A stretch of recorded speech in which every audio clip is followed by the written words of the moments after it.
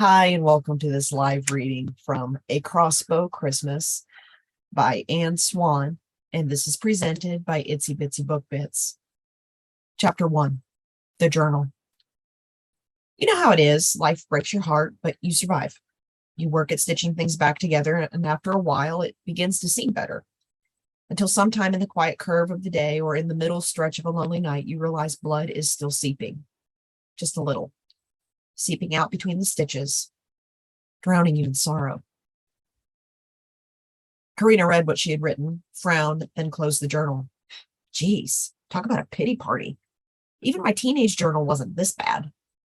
Turning the page, she wrote, Dear Lord, please direct me back to my happiness. This pity stuff is pathetic.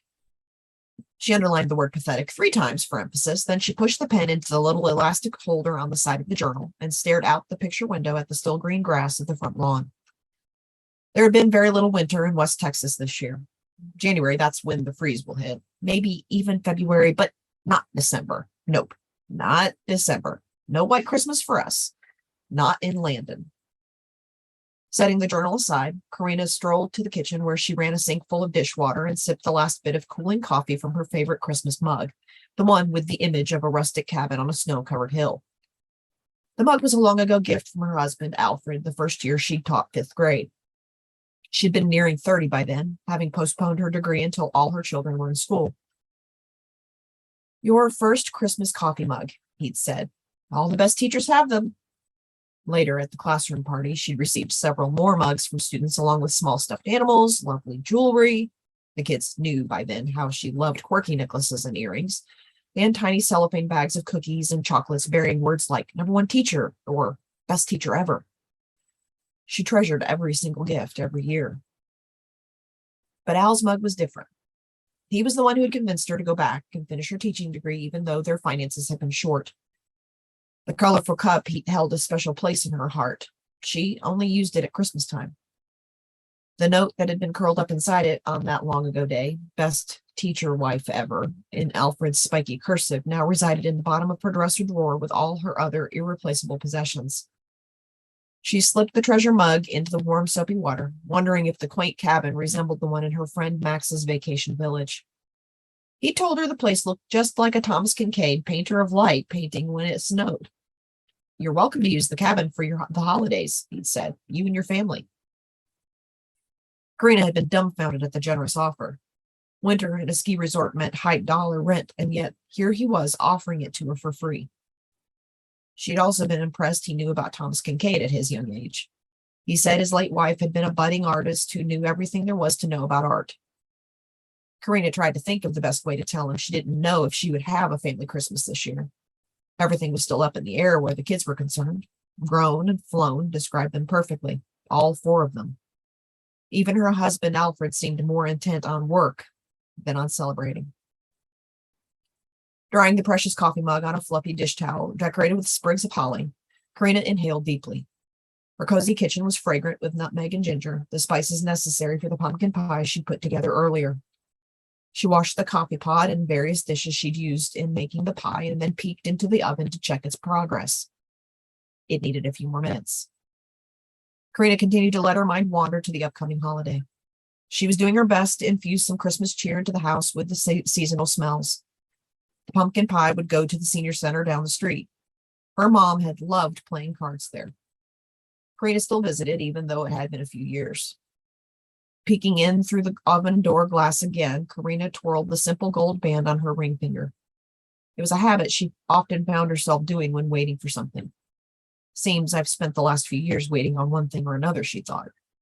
Waiting 2 more minutes for the pie, waiting for nurses and doctors, waiting for medicines to be delivered, to kick in, to help with the pain, waiting to see if anyone can make it home for Christmas.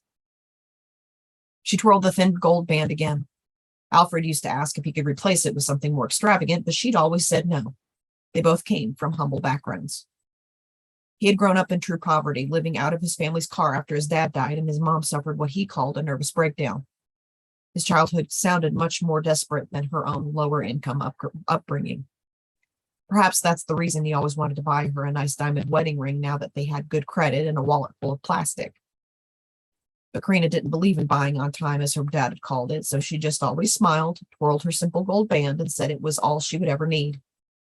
They'd both worked hard to give their children easier, more secure childhoods.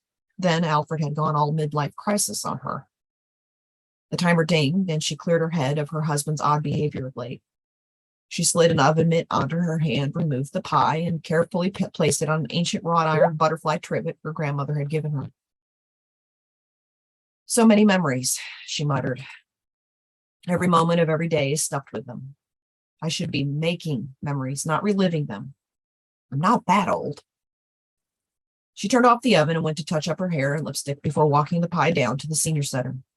Giving to others was her way of forcing herself out of the house to keep from becoming a hermit, to work up some actual holiday spirit, perhaps. Maybe it's time for me to go back to the classroom, she thought for the millionth time, at least on a part-time basis. It had been a tough 3 years, and with Christmas on the horizon and no certainty about the kids and grandkids, she did feel a little down. Blue, her grand would have said, you just got the blues. Hard work will cure them. Good old Gran, nothing ever seemed to get her down, or if it did, she never let on. Lately, Carina decided the latter was more likely the truth. By the time she combed her white streaked hair, clipped it up on top of her head, touched up her lips, and pulled on her walking shoes, the pie had cooled enough to go into the carrier with the convenient rubber carrying handle.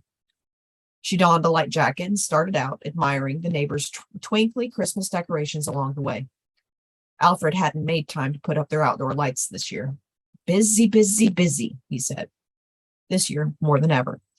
Probably one of the reasons she felt so blue. The other reason had to do with Romy, her eldest daughter, the one who had moved to Dallas with her own 4 kids and her current husband, Swann. Carina had been shocked the day Romy called for her from Vegas to tell her she and Swann had eloped. She'd only had 3 children then. The youngest, little Swann, came along 6 months after the wedding. She had flown to Dallas for the birth. That was before COVID hit. But since she'd been looking after her ailing mom battling lung cancer, Carina was only able to stay a couple of days. Overnight sitters for adults were astronomically expensive, and Carina's lone sibling, who stayed during the day, had begun having health problems of her own. That had been 3 years ago. Romy and Swann brought the kids down twice over those 3 years. The summer after little Sean's birth, when the older kids were out of school, they stopped by on their way to the mountains. It's like the family vacays you and Dad took us on as children, Romy told Carina, eyes shining.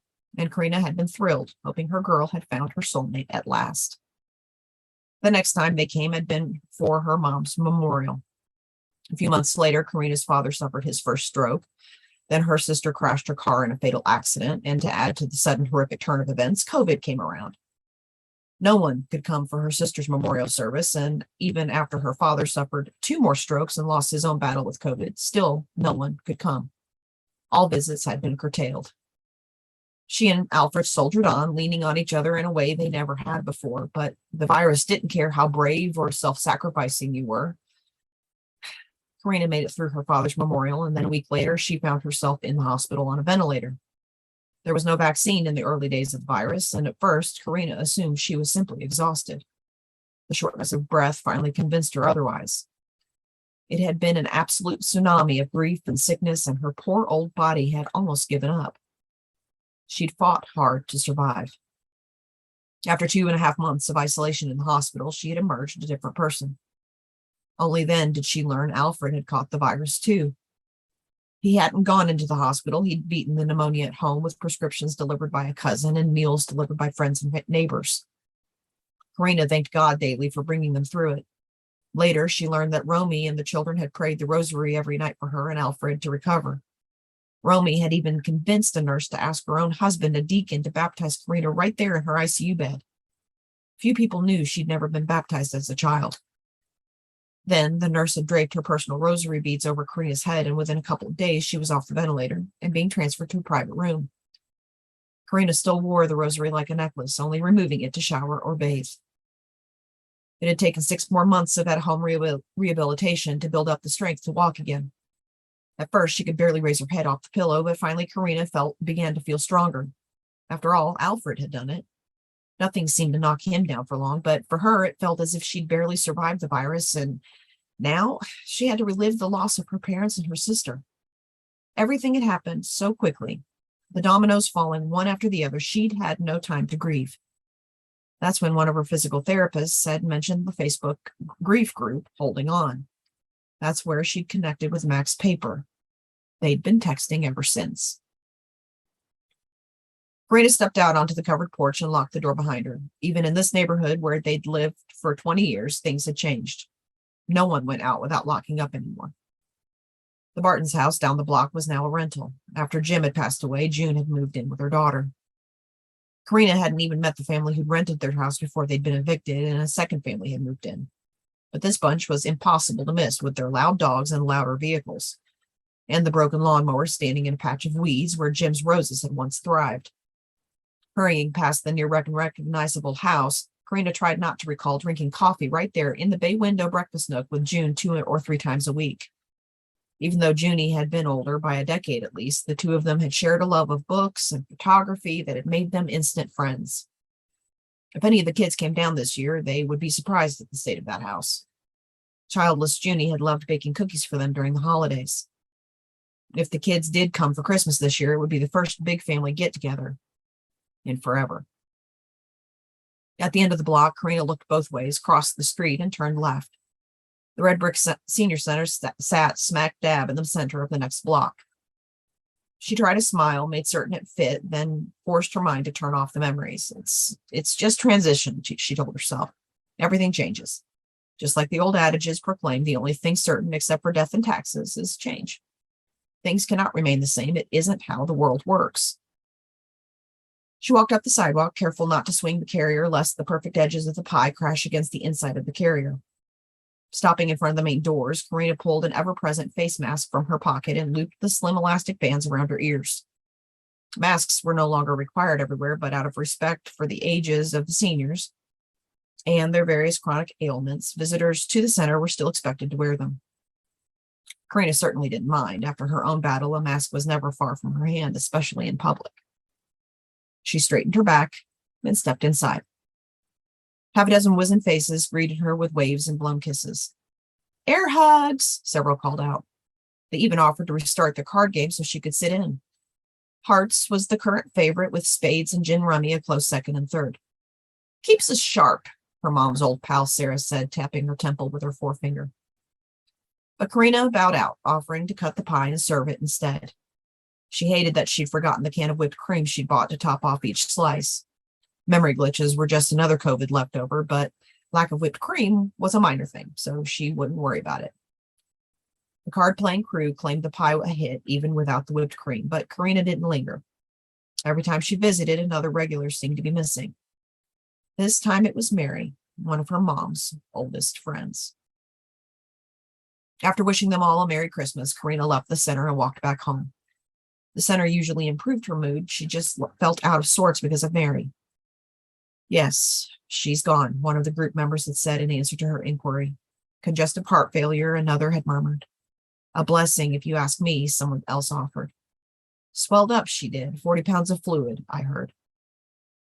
Thankfully, Mrs. Davenport, the woman in charge of the building, hurried over and changed the topic of the conversation by pulling out her smartphone and showing Carina pictures of her new great-granddaughter. Carina had taken her leave shortly after that, relishing the short walk back home. The weather stayed mild, so she removed her jacket and tied it around her waist. Trying not to think about poor Mary swelling up with so much fluid, Carina walked the other side of the street on the way home to avoid the loud barking from Jim and Junie's old place. At home, she hung up her jacket, sat in her chair beside the picture window, and picked up her journal. But instead of more pathetic musings, she wrote a prayer. Dear Lord, it read, please let all the Senior Center friends have a happy and healthy Christmas. And please, Lord, if it be your will, let Romy and her family make a safe trip home for the holidays. Then she added 3 more prayers, one for her eldest son, Heath, and his wife, Gia, one for sweet Aaron, the oldest middle child, a super laid-back athlete, and lastly, one for the youngest, Annabelle, the free spirit, wherever she might be. Eyelids growing heavy, Carina felt herself begin to doze. When her chin hit her chest, she woke with a start. She'd been dreaming of standing at a picture window watching snow fall on a piney hill. A fire burned in the fireplace nearby. Loneliness lent an air of melancholy to the scene. A log crackled and fell apart. That's the sound that woke me, she thought. Then she laughed at herself. It's a dream, dummy, just a dream. But she knew where it originated. Between her Christmas mug and Max and his offer of the cabin in Colorado, her brain had decided she needed to think more about that. Max had said the cabin had its own snowy hill, just perfect for sledding. My wife inherited it from her grandfather, then we poured all our energy into renovating. Carina thought it sounded perfect. Wouldn't it be nice if the whole scattered family could meet there for the holiday? Max said there was plenty of room. But no, that was silly. If the kids couldn't even make it home to Landon for Christmas, they certainly wouldn't be able to travel to the mountains of Colorado. It might be another quiet holiday. Last year, Alfred said the quiet holidays were fine with him, but he said that about everything. Besides, she'd still been recovering then. Things were different this year. Not to Alfred, though. At least it didn't seem so.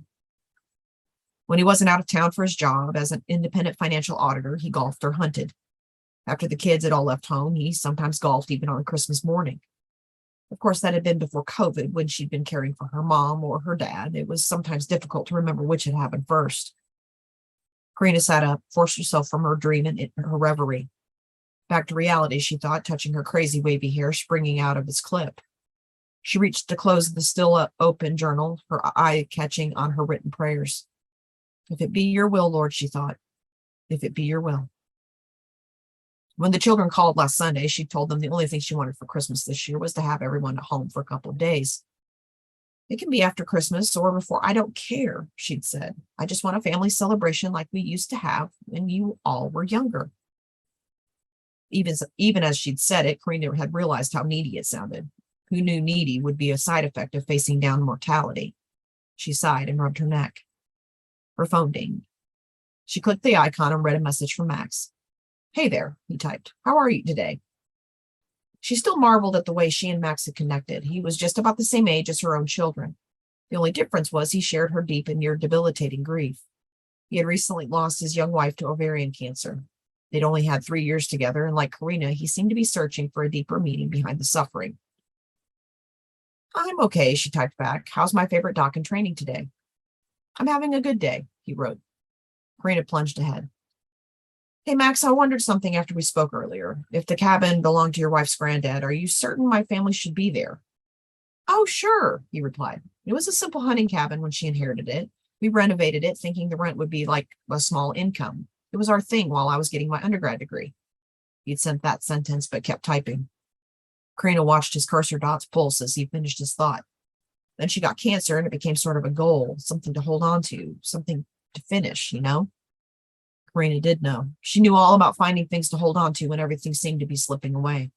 That's one reason she agreed to join the group. The title made so much sense. She settled back and put up the footrest on her recliner. One of the most vivid recollections from the months she'd spent lying immobile in her hospital bed, trying to understand how she'd become so debilitated so quickly, had been an image of this chair with a blanket for her knees. Outside the window beside her chair, a couple of sparrows pecked at the remains of birdseed that had fallen from the feeder.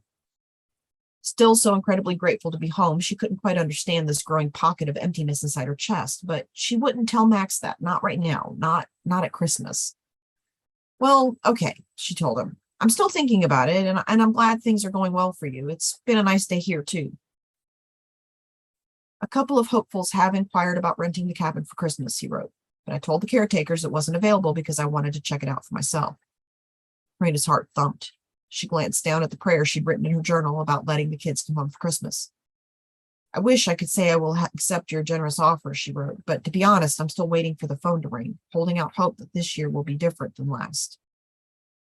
A cabin in the mountains, would it work? Was it possible? Her hand moved over the journal page, voicing her questions to herself.